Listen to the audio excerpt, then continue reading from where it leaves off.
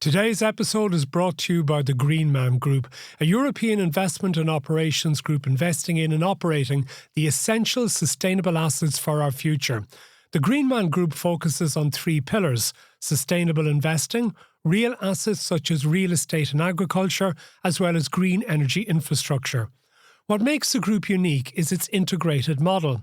It doesn't just finance these assets through its network of businesses, it builds, manages and optimises its pillars for the long term. This approach is designed to create durable value from the ground up.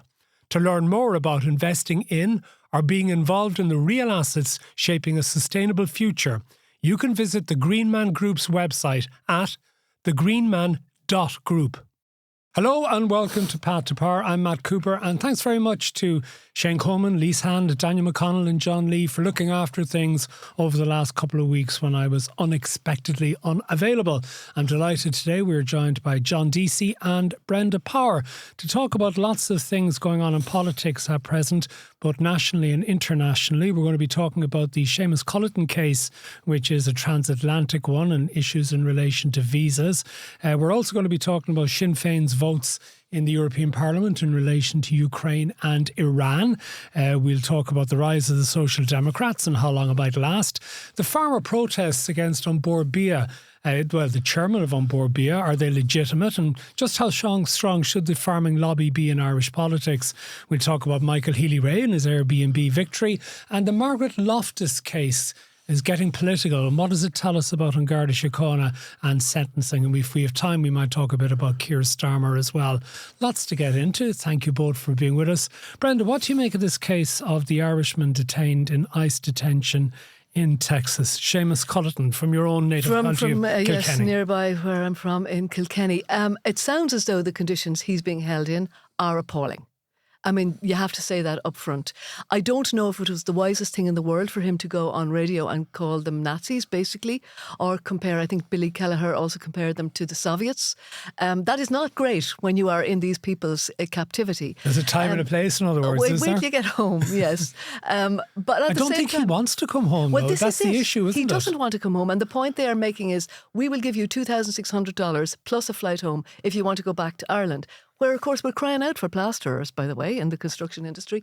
I mean, I have sympathy for him, but he had 16 years to regularise his position there. And I know there are a lot of people in the same situation, but there were more amenable regimes over the last 16 years under which he probably could have regularised his situation. Well, it has the look of that maybe he last year, with Trump started having the criteria, he realised, maybe I need to sort this out. Yes. And he got married and he made his application on that basis to get the green card. Yes, he did.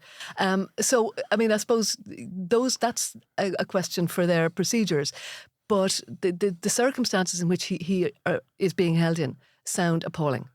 So what should the Irish government be doing on his behalf? Well, I mean, this is the thing. Do they burn through political capital on the 17th of March, assuming, or hopefully he won't be still there at that time, but assuming that he is, should the Taoiseach get involved in a sort of micro matter like that? I'm not entirely sure he should. John, what do you reckon is going to happen with this? Could this cause embarrassment for the government? He become an issue on the 17th of March? I don't think you should take the Culleton case in isolation. That's, for me, the golden rule here. Many Irish people have found themselves in a situation where they've been locked up by ICE, immigration and customs enforcement down through the years. In some ways, the Culleton case might be a bad example of the general situation the Irish communities find themselves in America. I'd probably go back to the Donohue's Brown case last year, the Irish grandmother who was an Irish citizen, a green card holder, who ended up in a holding cell a facility in Kentucky from July till December. She was picked up when she came back from Ireland. I think this has been repeated again and again. As far as the conditions are concerned, he's probably ended up in the worst possible place. But none of them are good. I've spoken to people who have been in these places. You're not in a cell. You are in an open holding area. You have bunk beds. It's basically like a dormitory. The prisons are full there. So you ended up in these, because you're talking about the enormous amount of people that are being picked up and deported. It's a case where you go to sleep fearing for your life every night. It's not to be taken lightly, the kind of conditions that these people are living in, and the kind of fear that they experience every day. So when somebody says, every day I fear for my life, and it's not just the inmates, it's the people who run the place. So you're sleeping with one eye open. They're telling the truth. As far as political capital is concerned, I'm sorry, I take that with a pinch of salt. These are Irish citizens. We need to do absolutely everything to actually to help them. And over the course of the last, I would say, 10 years, the chances of political pressure affecting change or release of these individuals is lessened over time. I don't believe that we have the kind of sway we do any longer, or used to have in Washington. And when it comes to representing these people who find themselves in this situation, I think they're left to their own devices these days. Whereas before, they'd have some chance of actually turning the levers of politics to actually gain release. But would you suspect, John, that this particular case will be sorted out before the 17th of March? That he'll either be released or he'll be sent back to Ireland? We know more details about this case now, and my guess is that it enters the criminal justice arena. And I'd say that it would be far more convenient for the Department of Foreign Affairs and the Taoiseach if he was deported back to Ireland before the Oval Office meeting. I think it's an unusual case, and I don't think it's typical.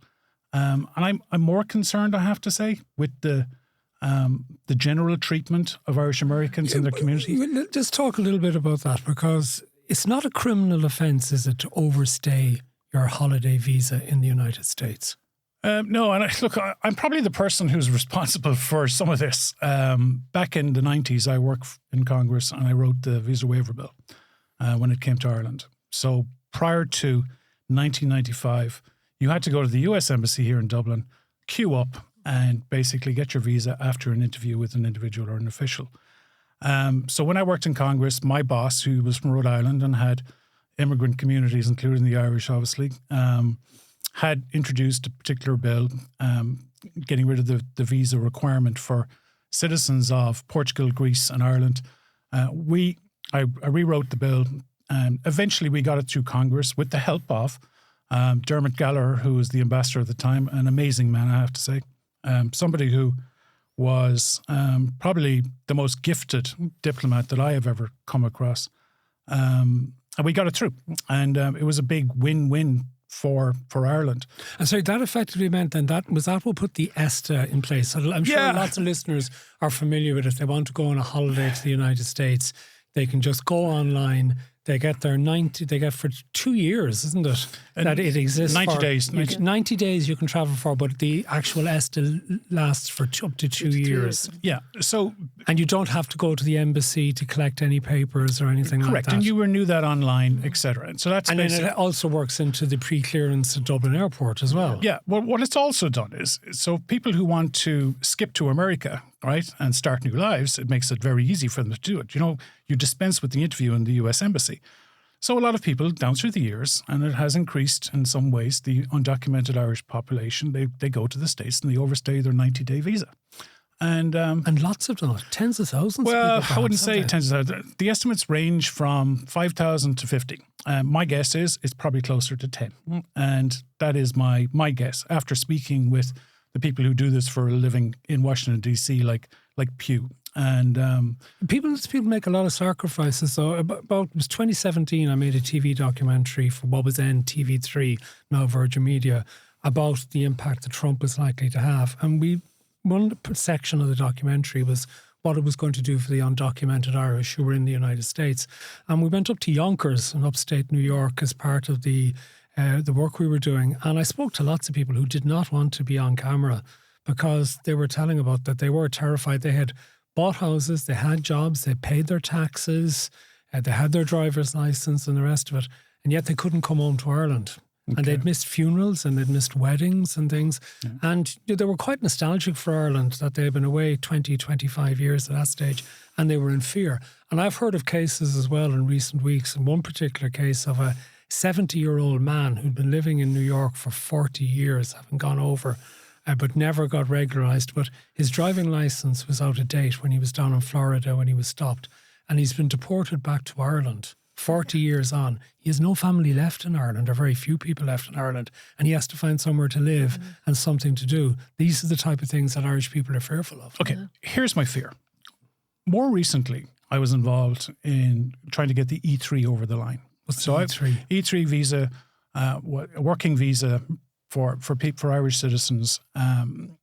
So we started in 2017. I was the envoy for 3 years under Leo Varadkar. So I had interface with our operation, with the embassy, etc., in Washington. So if you take what I said about Dermot Gallagher being wonderful, frankly, I did not have a good experience in Washington with regard to our official operation there. And it doesn't really matter what I think in many respects. What I came across which really worried me was the response of Republican offices towards our diplomats and our officials. And in many cases, they didn't want to meet with them. And I'm sorry to say, they felt in some cases they were clueless. And I realized that we had a problem. Now, over time, I've developed a very strong opinion with regard to the model that we have with regard to Washington, D.C., sending diplomats for 4 years in a town that thrives on long-term relationships. After 2 years, a 2-year or 4-year posting, 2 years, you're looking out the door to the next posting. We have a problem and have had a problem for some time with regard to our operation, in my opinion, in Washington, D.C. Now, we're talking about immigration. We're talking about your example of Yonkers and those people in Irish communities there.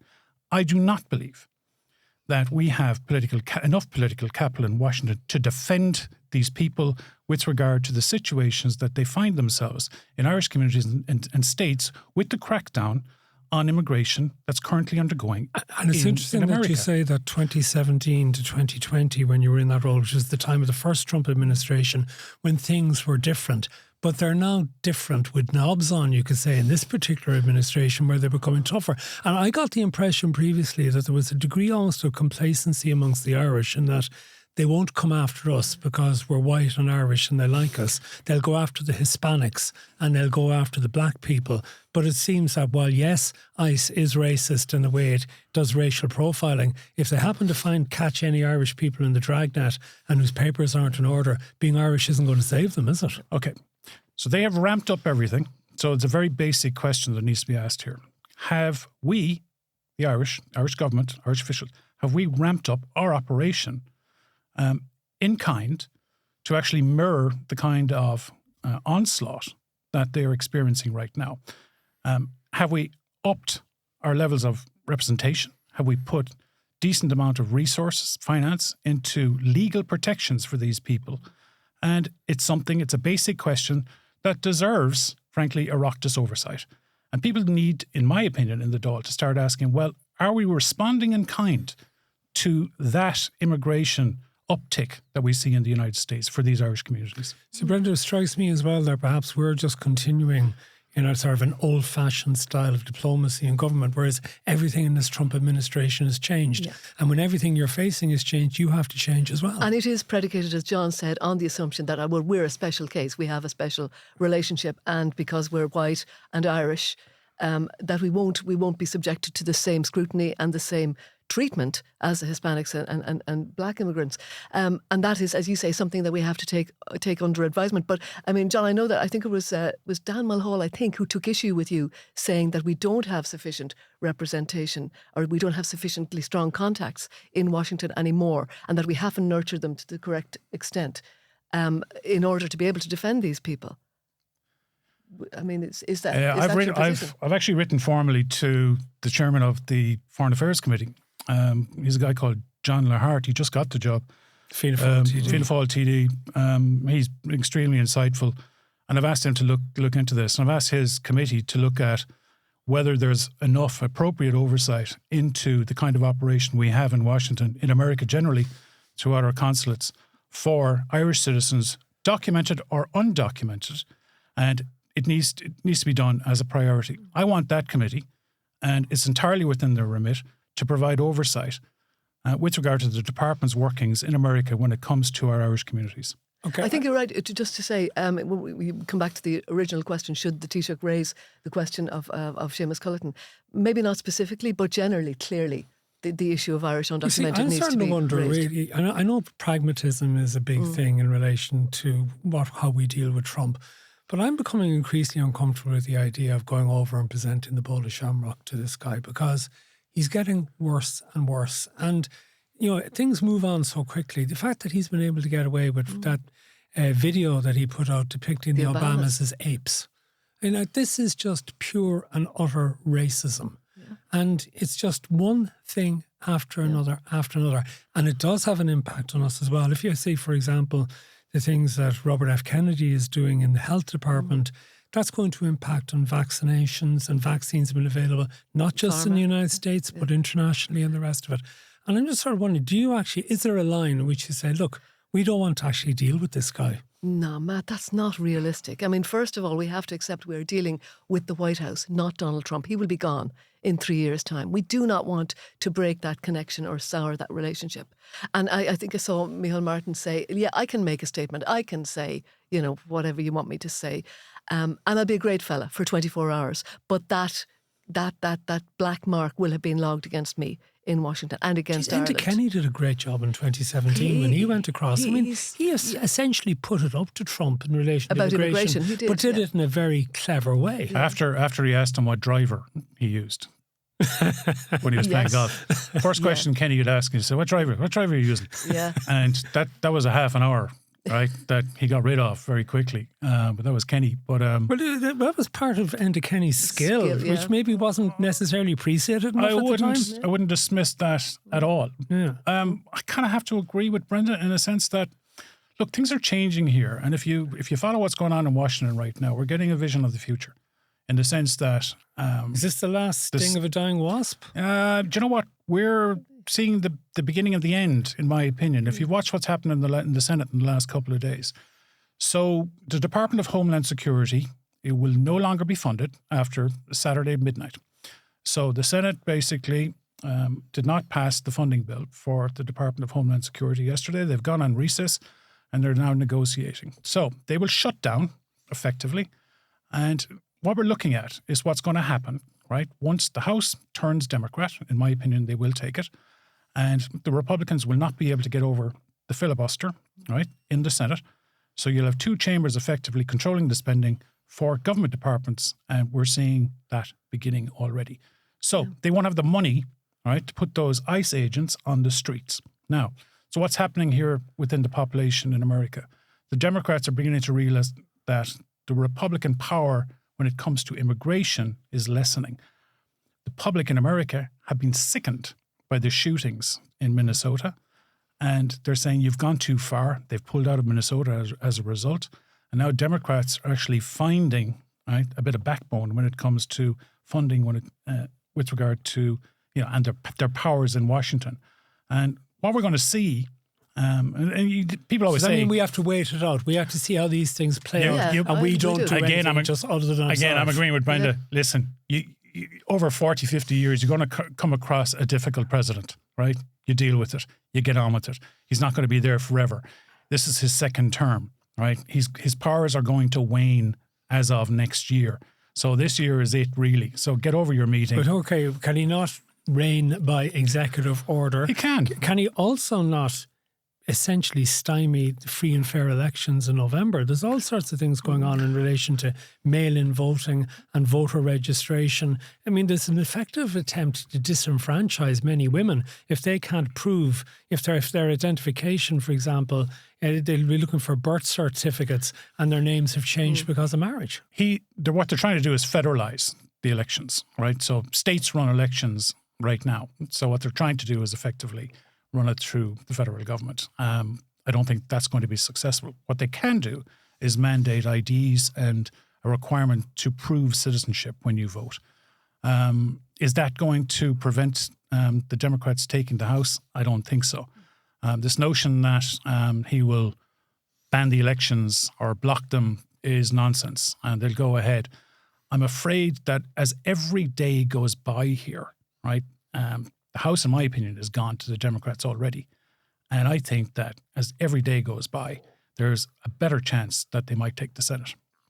And then, incidents like, for instance, Pam Bondi's performance last week. The Attorney General. Yeah, where she clearly, showed her hand. She is not the Attorney General of the United States. She's Donald Trump's Better Call Saul. Basically, that's who she is. She's there to defend him. You saw what happened when the Epstein victims behind her put their hands up. Saul Goodman was entertaining, in fairness. She's Pam Bondi. Deeply nasty piece of work. Yeah. But I mean, that sort of image with them standing with their hands up and her pretending to look at some paperwork, that resonates with ordinary Americans. And the Epstein files is doing him an awful lot more harm. Apparently, he's mentioned more times in the Epstein files than Harry Potter is in the Harry Potter series or Jesus is in the Bible. Yeah.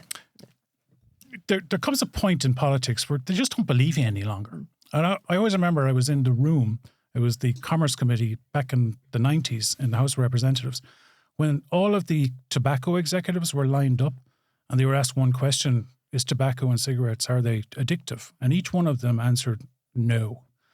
And there comes a point, it's a tipping point, where the public say, do you know what, you're having a laugh. And the Pam Bondi moment, right? Yeah, but Trump gets away with everything. Well, it doesn't matter how many lies. Matt, they're not getting away with it with regard to the public. Yeah. And they've kind of looked at it and said, you know what, divided government isn't a bad option here. And power sharing is something within the American public they grew up with and they're quite comfortable with. And in my opinion, a large majority, and even those people who voted for Trump are saying, do you know what, wouldn't be a bad idea if you shared government. Okay, let's move on to other things. Let's talk a little bit about Iran. And there's a reason, Brenda, you spotted something that took place this week in Dublin. There was a special event not too far from here in the Radisson Hotel in South Dublin, where there was sort of a celebration, was it, of Iranian independence? A celebration of the 1979 revolution, which put the mullahs in power. Yeah. And this was held in a Dublin hotel. And you want to see the size of the miserable, straggling group of poor Iranians trying to protest against this. When you compare that with the kind of support there was for Gaza and for Palestine. So where are all the Irish people to support the Iranians against the obviously regime? No Jews, no news, I'm afraid. Clearly what has happened in the past 3 or 4 weeks in Iran has been absolutely outrageous. As many people killed by their own government as at least a year in Gaza. 30,000 is now the estimate. And recently... No, in fairness, I think in Gaza, since October 2023... 70. At least 70,000 70, people. but I'm saying in 1 year. Okay, in one year. Yeah. And there was a very comprehensive resolution before the EU, the European Parliament, about 2 weeks ago, condemning the slaughter of their own people by the Iranian authorities, condemning the use of executions as a tool of oppression, particularly condemning the treatment of women, and supporting the women life freedom campaigns. And our 2 Sinn Féin MPs abstained. MEPs. Let's just remember, they're not abstentionists in Europe. They are there, MEPs, yes. Abstained, could not bring themselves to condemn Iran. Has that been explained? No, I haven't heard any explanation from them. In the past week, there have been reports that people are now being executed in their hospital beds. The protesters are being executed in their hospital beds by security forces going in and shooting them in the head. And apparently women in custody are asking their families to send them in contraceptive pills because they're being raped so frequently. I mean, here's an element of how evil this regime is that Sinn Féin can't bring itself to condemn. If a woman, and this is not infrequent, if a young woman is being executed, the night before she's strung up from a crane, she has to be raped by prison warders because if she dies as a virgin, she goes to heaven.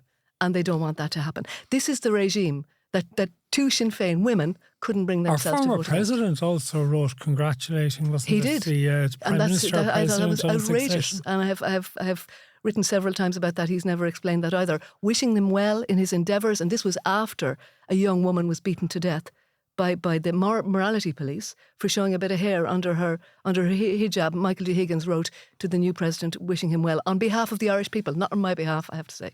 Why do you think are we so quiet in Iran, John? Cruelty in Iran isn't something new. The Ayatollah used to send a bill for the bullets that people's relatives were executed with. So the extent of the cruelty, it's nothing new.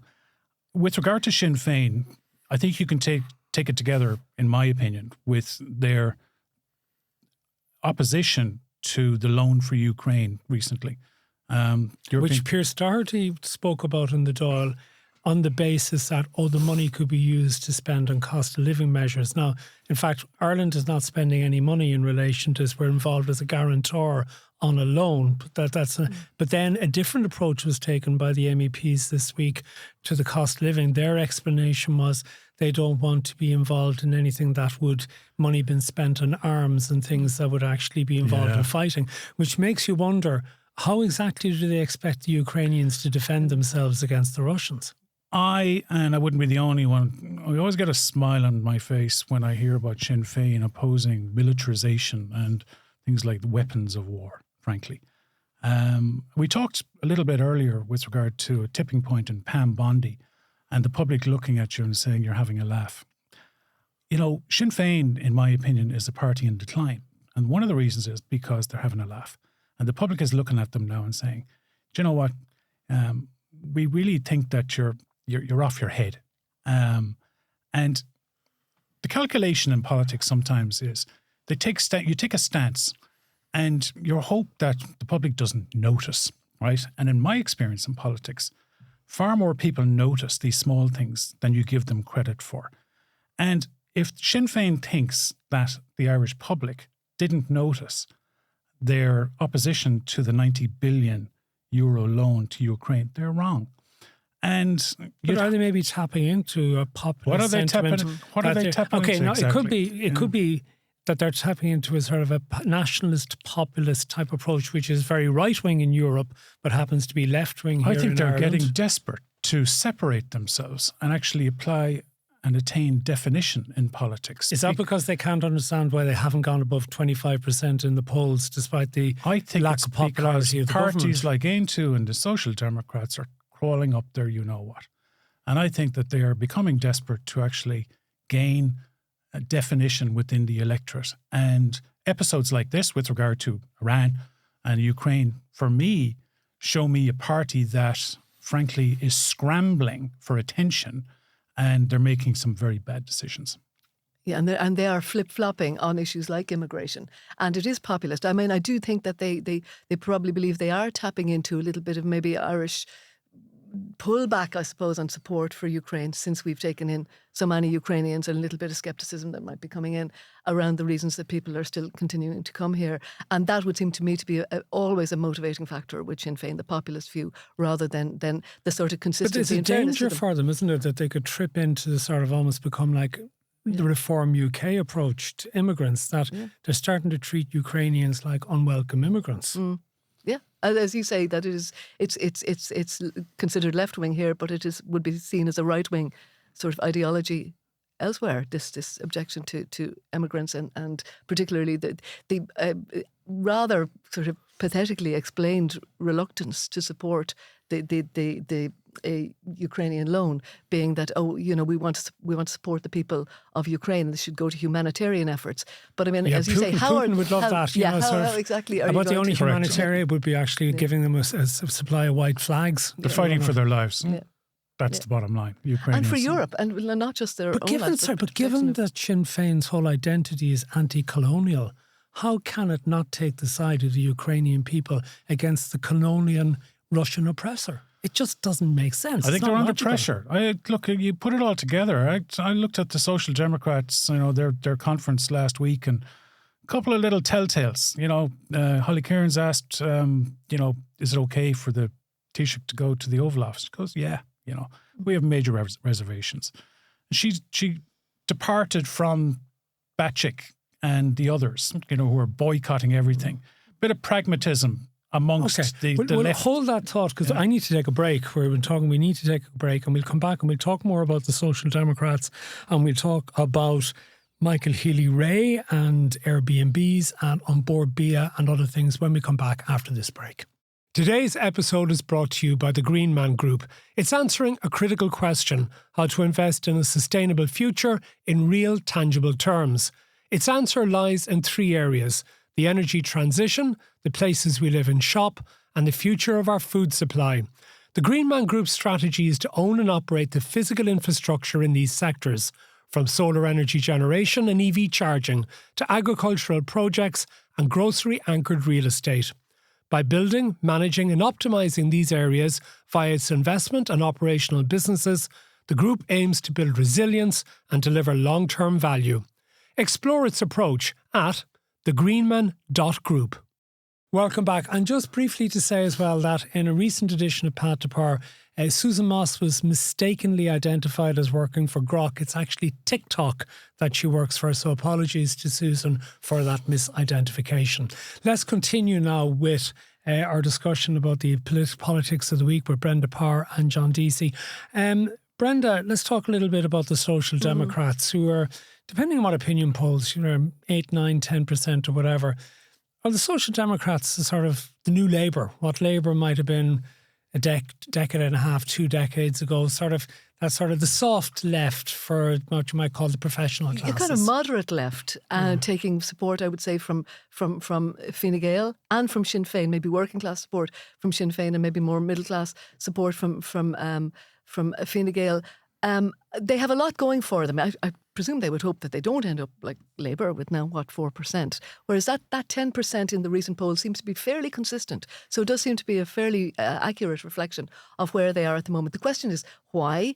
I think it was, I don't know if it was you, John, who was pointing out that Holly Cairns has had quite a low profile. She was on maternity leave for a considerable period of time. But unlike Simon Harris, she does seem to be able to pass a microphone without, issuing a soundbite, and that seems to be going the opposite way for him. And so, the suggestion is maybe what's rare is wonderful, and the people don't know enough about the Social Democrats. They are seen as consistent in their views. They haven't changed their views on immigration. They're still of the view that it is a good thing and that we should encourage it. They've no sort of ropes dragging in connection in regard to any historic links with a past, an unsavoury past maybe, and they're young and they're fresh and they are untried. And the interesting thing is, I saw some analysts saying, well, unlike their other rivals on the left, they haven't been in power. Neither have Sinn Féin, but there seems to be a perception almost that they've been around so long, they must have been at some point, and that their star is now on the wane, because they never actually delivered the change that they promised, even though they were never in a position actually to do so. Of course, you could say maybe are the Social Democrats new Labour? Are they also the new Greens, in that many of their policies are very similar to what the Greens had, although would that necessarily be a good thing with the electorate, given how unpopular the Greens became? Yeah, I don't know if it matters. You start, and I always start with pedigree, and I look at basically who raised these people, and it's Roisin Shortall and Catherine Murphy. Pedigree is really good, right? These are two politicians. They were serious politicians. Yeah, they were serious. They fought the good fight, and they knew how politics worked from the ground up. And that's what makes these people formidable, in my opinion, because they're still around and they're still talking and advising. They may no longer be TDs, but they're Correct. still committed to the party. Right, this party has 35 councillors, and I always look at the fundamentals here and look at what happened to the Progressive Democrats and why they failed ultimately, even though they were wonderful for Irish politics and gave a great deal to Irish life. And they couldn't match the political machines. And after a while, it just faded away. And their wonderful ideas and wonderful policies, right, failed because their organisations weren't up to scratch ultimately in many respects. And I see the Social Democrats building and taking their time to build. And I look at that. It's about canvassers. It's about commons, as I say, councillors, right? It's about all of that. I tell people, when I started in politics, I canvassed for 14 months. It's about getting, that kind of graft is what you need. And I look at these people who are hungry, right, for ground, for work. And I say, well, Fine Gael, and as Brenda has said, Sinn Féin, you've a bit of a problem. They're not the shiny new penny of Irish politics in the sense that they've been around for 10 years. But people still look at them and they see them as being fresh. The existential threat to whom? Sinn Féin and Fine Gael, because when it comes to the urban middle classes in particular, they will really affect the soft, liberal underbelly of Fine Gael in the leafy suburbs. When it comes to Sinn Féin, frankly, the opposition vote out there has looked at Sinn Féin right now and said, you've had your chance to take the government out. You have failed.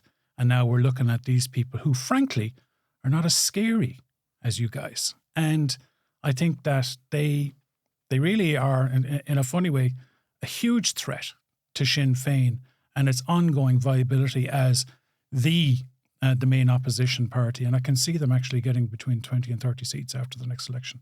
And what they also have going for them is an apparent willingness to enter into coalition. I mean, there have been sort of soundings to the effect, or at least but who? Do you think rumblings. Previously they said, not with Fianna Fáil, not with Fine Gael. Would they after the next election I think think of it? that because that's... let's see, what happened last year was after the election. I mean, Mary Lou McDonald seemed to be forming a coalition of the left with her very much as leader.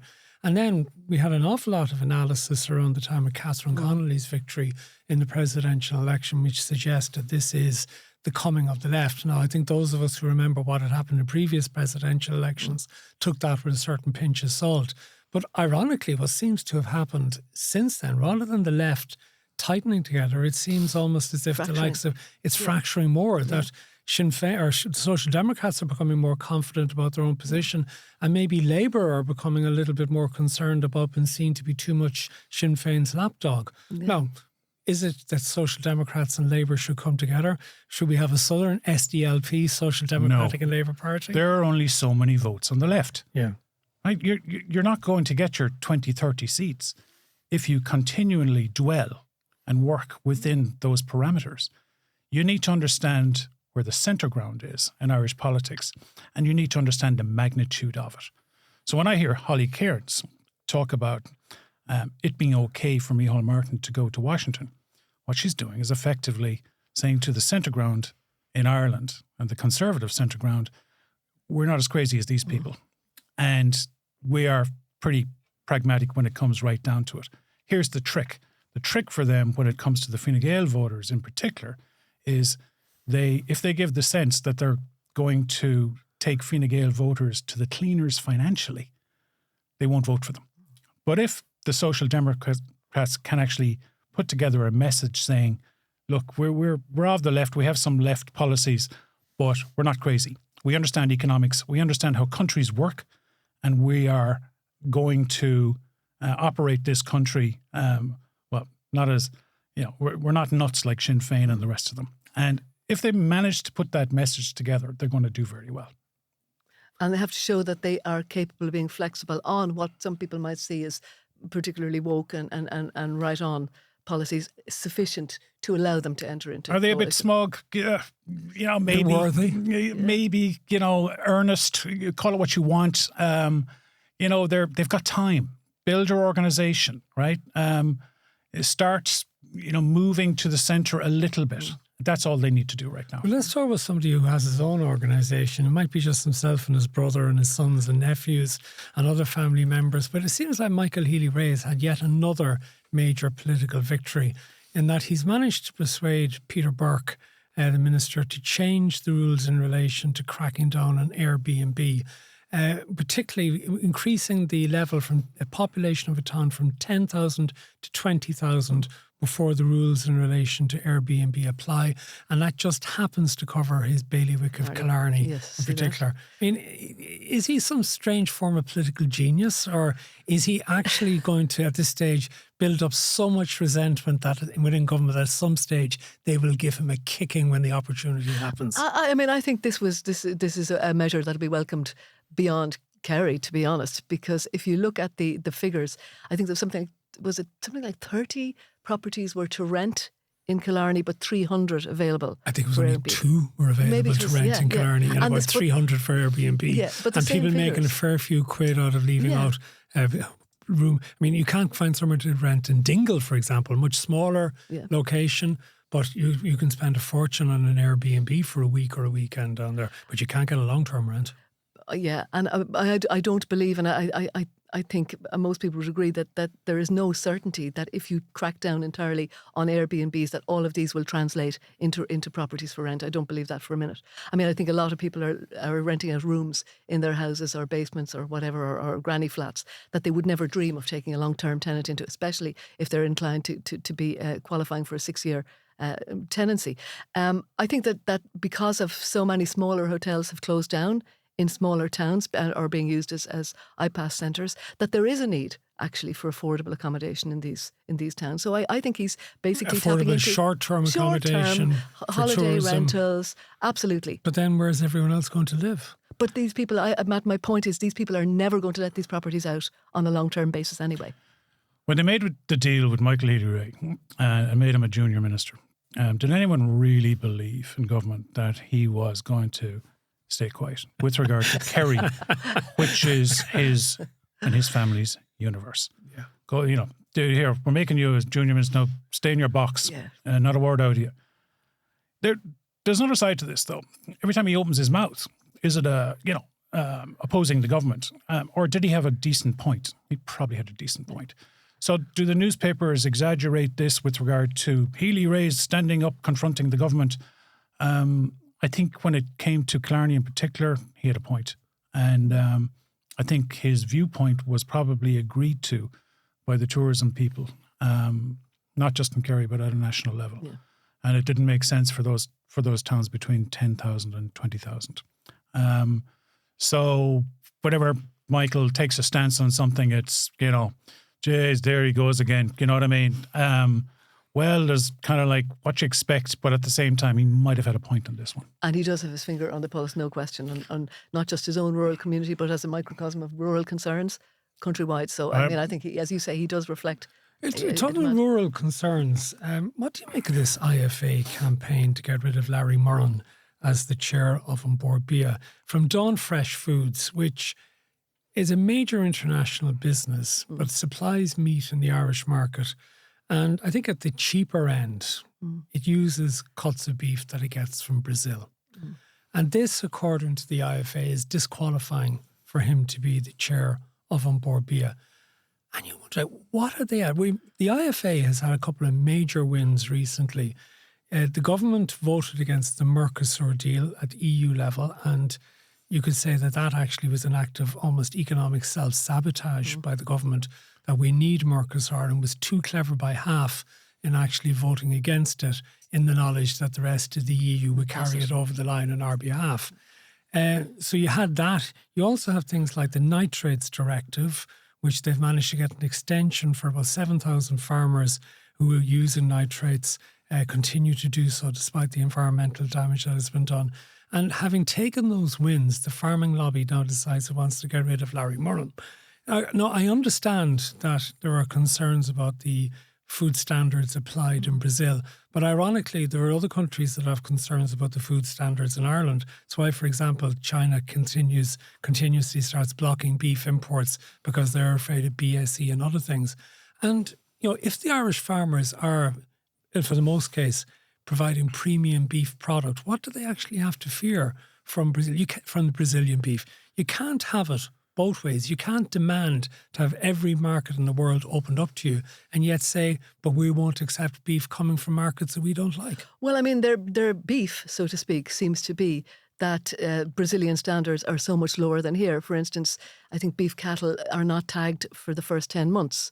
So their argument is, well, how can Dawn Fresh Foods, for instance, say that we can guarantee traceability from a farm to fork if you don't know what antibiotics, what medication, what steroids, hormones might have been fed to those cattle for the first 10 months. So it's about standards, really. We're being held to one standard. And yet here is Larry Murren wearing his hat as Dawn Fresh Foods chief executive saying, well, there's nothing much wrong with Brazilian beef or Brazilian beef standards. And I know that they were concerned. The IFA, for instance, said that he was asked at that Joint Oireachtas Committee meeting how much Brazilian beef are you factoring into your produce? And he said 1%. But when asked to put a figure on it, he said more or less that would be an ecumenical matter, that's a commercially sensitive information. And it also emerged at that meeting that he is importing, that Dawn Fresh Foods are importing something like 70 million chicken breasts from Brazil. So, I mean, I can understand. At least they're not chlorinated from the United States. Well, that's true, which we'll have to take. But I mean, I think they have painted themselves into a little bit of a corner, but I can still see the farmer's point of view. Yeah, I think the IFA need to remember the immortal words of Kenny Rogers. You got to know when to fold them, know when to hold them, know when to walk away and know when to run. And they've had a good run at it lately with Mercosur and particularly the nitrates derogation for 3 years. and they might have gone a bit too far on this one. And I suppose, having been a Fine Gael TD in a rural constituency, you understand the relationship between the IFA and Fine Gael. It's symbiotic in many respects. Although Martin Hayden is really sticking by Larry Moran, and the government is. Totally. Yeah. And you know, my dad was Minister for Agriculture, and himself and the then head of the IFA absolutely hated each other, okay? And were constantly at war publicly. Who was the IFA boss at the time? Joe Rae. So it does happen. But you got to remember, Fine Gael TDs work like this when it comes to the IFA. Farmers never stop giving out, okay? I mean, it's a constant, right? And I talked earlier about the urban middle class vote. We're used to farmers constantly giving out. But at the same time, they show up and they vote for you. But their numbers available to vote are a tiny fraction of what they used to be. In rural constituencies, it's still massive. And they are loyal. And every Fine Gael TD in rural constituencies knows about it. Some things don't change. So they take them very seriously. There's a bit of this false war going on here, right? You know, Hayden is basically saying you're undermining my authority, but you're going after Moran. A bit of a game. Now, I personally think the IFA should stay quiet for a while. And you've had a really good few weeks with regard to the vote on Mercosur, etc. I think this battle is over.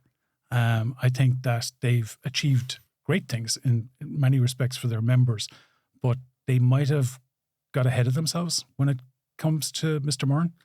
It doesn't make any sense. An off-ramp, I think, is what we need here. I'm not sure if they're still occupying the Bord Bia headquarters, but I think, yes. Well, it's very near to the studio. I just passed it. Yeah. They're there in their numbers, in the rain. And do they still have the porta cabin for the toilet outside? They had a few weeks ago, and they started to actually bring their own toilet facilities with them. They're there, yeah. Instead of using the local pubs and restaurants, they bring their own porta cabin with them. Or portaloo, whatever. There was a very serious story that got to the Dáil this week, Brenda, that I know you want to spend some time on, I think correctly so. This is a case that was in the courts last month in relation to a serving member of An Garda Síochána, Trevor Bolger, who was given a 3-month suspended sentence for assaulting his ex-wife, who was also a Garda at the time, at a family party in County Mayo in October 2012. 2012. So we're talking about 13 and a bit years it took before he was convicted for this assault. But she came to the Dáil. She met Jim O'Callaghan, the Minister for Justice. She met a whole group of TDs, I think, led by Sinn Féin in relation to this. And she is making it clear that she wants her ex-husband also thrown out of An Garda Síochána, which would make you think a number of things here along this. How is it not automatic that you're thrown out if you actually are given a suspended prison sentence? Why was it only a 3-month suspended sentence?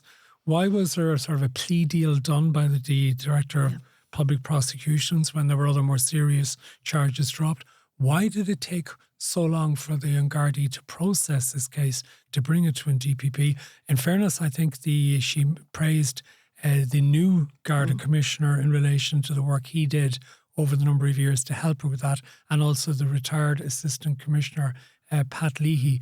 But what major questions still arise for you out of all of this? Just to add to your list of questions there, why did the Gardaí expend more time and energy investigating where the Irish Times got wind of this case in 2020 than they ever did investigating Margaret Loftus's complaints?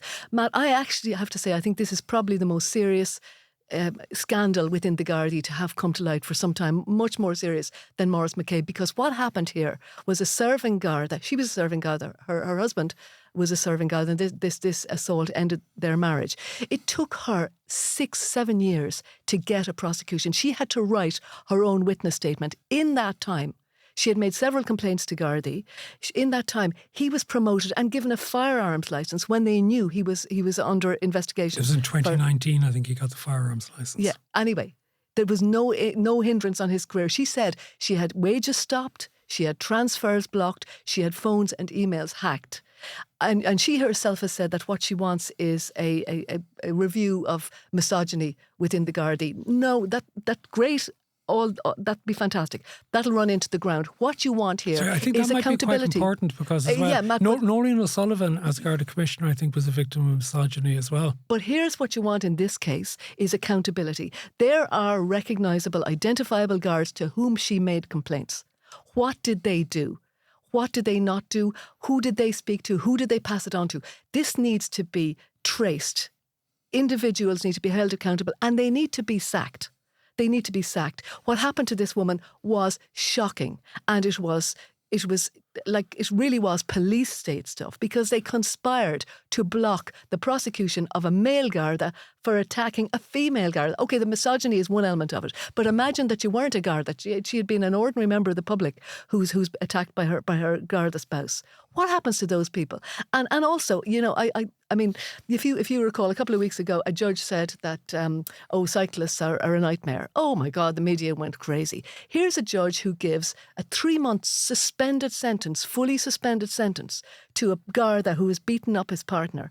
And I mean, there has been comment on it, but not as much. I mean, that poor man made the front page of the Irish Times because apparently he had a previous road traffic incident 15 years ago. This is the judge who made the comments. Yeah, Judge O'Donoghue. But I mean, not. I think you can criticise a sentence and you can criticise an approach without necessarily personalising it. But the fact is, no man who raises his hand to a woman should walk out of court with a suspended sentence, and particularly not a guard, and particularly not a serving guard who is still in office. This, I really do feel that this deserves to be the subject of public inquiry, because we need to know who these Gardaí are. Who were the ones she reported to? She must know who they are. She must have names. She had to write her own witness statement. She had to go to the Garda Commissioner to get a domestic violence case investigated properly. And we're constantly hearing, we have domestic violence, stop domestic violence. If you speak up, speak up. Why would you speak up? There are issues that there were more serious charges, including coercive control, which were dropped. And a plea deal done. And then he gets a 3-month suspended sentence and he's still in the force. This is outrageous. What do you make of all this, John? Disclaimer, I don't know all the details of this case. Brenda's mentioned Maurice McCabe, and I was right in the middle of that. In what way? I was on Public Accounts Committee. I ended up being one of his great defenders, I suppose, and as far as the Iraq is concerned. Ended up in Dublin Castle at a tribunal, which is some crack, I can tell you. That was fine, and I think the right decision was made in that case, but Brenda's made parallels now to this. All I can say is, from what I can garner, she has a lot of faith in Justin Kelly, who's so far, I have to say, I'm really impressed with. As Garda Commissioner. Yeah, and you mentioned Pat Leahy. Also, she mentioned him and has faith in him. There is a review, as I understand it, ongoing within the Garda Síochána, and Kelly is obviously over all of that. And I presume that she has faith that this will be conducted properly. Yeah, it just strikes me as we're discussing this. One thing that has struck me in recent years is the amount of Gardaí who have been allowed to resign before they've come to court on very serious charges, who get described as former Gardaí when they get there, where you think as well, actually, hold on, they should be suspended and not allowed to resign pending the outcome of trials. Yeah. And let's call them out for what they are as serving Gardaí at the time when they have broken the law. Yeah. I mean, the whole system clearly needs an overhaul. But she has said she will chain herself to the gates of Leinster House if he's not sacked. I think she won't be alone if that's the case. I mean, and also I would hope that the DPP is looking at this case for an appeal. I mean, clearly there was a deal done. The DPP seems to have done the deal. Yeah, so but the DPP is not going to appeal against its own. Yeah, but the sentence. He walked out of court. He walked out of court after beating up his wife in front of their 3 small kids. That's just not acceptable. If you have any will to encourage women to come forward and report domestic violence, you cannot have men walking out of court in these circumstances. You can't have it. And it undermines and it absolutely compromises any attempt that you are supposedly making to encourage women to come forward. I mean, coming forward to make a complaint of domestic violence against an intimate partner, particularly when that person is the father of your children, is extremely difficult. I mean, can you imagine? If they go to prison, you'll have to be bringing your children in to see them in jail. So it's the odds are already stacked against people taking that decision and going ahead, and they frequently withdraw their statements. I know in other jurisdictions they're not allowed to actually, and the police can give the statements on behalf of women who have, for one reason or another, been too fearful to go to court. That's not the case here. But I mean, we absolutely need to show that when somebody gets to the stage of being before the courts, that a proper sentence is handed down.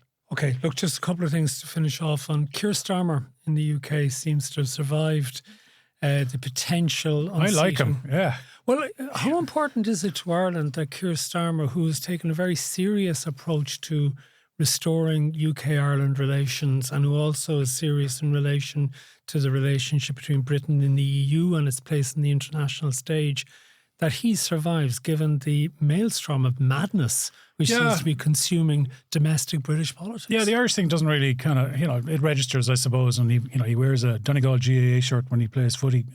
Fine. Don't think he's much time to be playing football at the moment. No, not right now, but I kind of understand why he appointed Mendelsohn in some ways in Washington.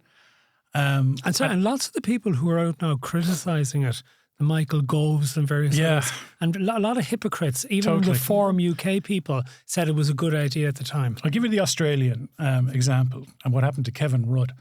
Kevin Rudd, obviously a former Prime Minister, was made ambassador, Australian ambassador in Washington to the United States. Anyway, it got ugly when someone around Trump found out that on social media about 4 years ago, he described Trump as the worst president in history and then said some awful things about him. Anyway, thought that everyone had forgotten. Okay. Anyway, first meeting with Albanese and Rudd occurred and Trump was waiting for him and he turned on him and he said, this isn't going to work. And Rudd has left Washington. Right? He's gone. Right? So you should have brought then the Kenny-style driver and say, here, will you use that on the golf course? You know, Micheál Martin, if you're listening, right? There's your intro. But when it comes to Mandelson, I can understand. He's a creep, in my opinion. Yeah. All right? Yeah. But have you met him?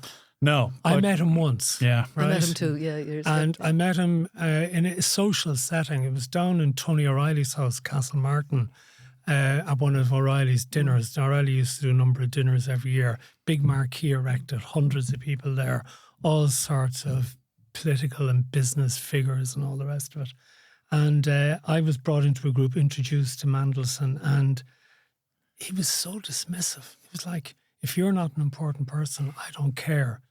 And the vibe I got off him was, God, this guy's a creep. Yeah. He really is. And I've said that consistently over the years. It's not something I'm just saying now that he's fallen out of favour. I just remember being left utterly cold by the arrogance of him. Yeah. He was the most supercilious, arrogant individual. And I've met lots of people in situations like that who, even though I was a young fellow, I would have been only around 30 at the time or whatever, who didn't dismiss you because of your age or because they didn't consider you important enough. He was just rude, arrogant, horrible. Yeah. Some of the people around Trump are also creeps. Yeah, I think that's nearly all of them. Most of the people around. Yeah. It takes a creep to know a creep. I understand what Starmer is doing, and for the sake of the country, for the sake of relations, and at a crazy time that he was kind of enforcing tariffs, and they ended up with So does Ireland need to be sending people like that to Washington? Do we need to find our own creeps? Back to our original conversation. Maybe we do. Maybe you do sometimes. Unfortunately, you need people who get your phone calls answered. Yeah. Your emails returned. Politics works like that sometimes. Unfortunately, that's the pragmatic side of it. So do I understand what he was doing? I kind of do. Was it a huge mistake? Was he given bad advice, and was he kind of diverted in that way by the people underneath him? Yeah, he was, and it was a bad call. Do I think Starmer should go? Absolutely not. Isn't it amazing the way every crisis gets magnified? The and UK media in the UK? is, it's excitable Toxic. as hell. It's got worse as the years go on.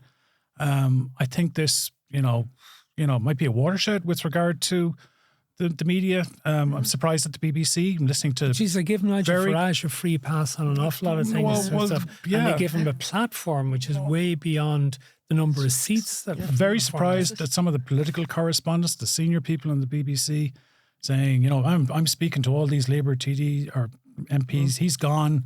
It's only a matter of weeks, maybe May.